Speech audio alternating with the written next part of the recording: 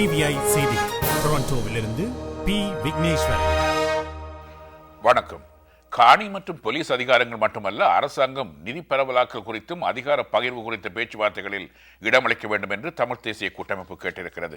இனப்பிரச்சினைக்கு தீர்வு காண்பதற்கான பேச்சுவார்த்தைகளை அரசாங்கத்துடன் நாமே ஆரம்பித்தோம்.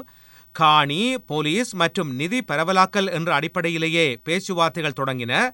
பாராளுமன்ற தெரிவுக்குழுவில் நாம் இடம்பெற வேண்டுமானால் குறிப்பிட்ட அதிகாரங்கள் வழங்கப்படும் என்ற உறுதிமொழி நிறைவேற்றப்பட வேண்டுமென கூட்டமைப்பின் பேச்சாளரும் யாழ் மாவட்ட பாராளுமன்ற உறுப்பினருமான சுரேஷ் பிரேமச்சந்திரன் கேட்டுக்கொண்டார்.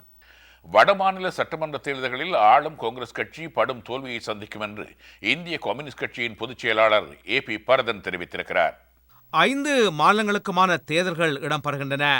அவற்றின் முடிவுகள் முழு நாட்டினதும் அரசியல் போக்கில் பெரும் பாதிப்பை ஏற்படுத்த வல்லன என பரதன் சொன்னார். காங்கிரஸ் கட்சி படுமோசமான தோல்வியை சந்திக்கும் என்றும் அவர் கூறினார்.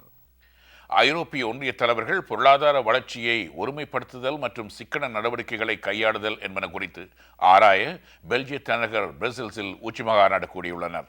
எதிர்கால பொருளாதார வளர்ச்சிக்கு இடமளிக்கும் வகையிலேயே ஐரோப்பிய நாடுகள் வரவு செலவு திட்டத்தில் குறைப்புகளை மேற்கொள்ள வேண்டியிருப்பதாக ஐரோப்பிய ஆணையம் கூறியுள்ள வேளையில் மகாநாடு இடம்பெறுகிறது. புதிய வரவு செலவு திட்ட ஒப்பந்தம் ஒன்றில் பிரிட்டன் தவிர்ந்த பல நாடுகள் கையெழுத்திடவிருக்கின்றன. விரிவான செய்திகள் டிவிஐயின் செய்தி அறிக்கையில் இடம்பெறும்.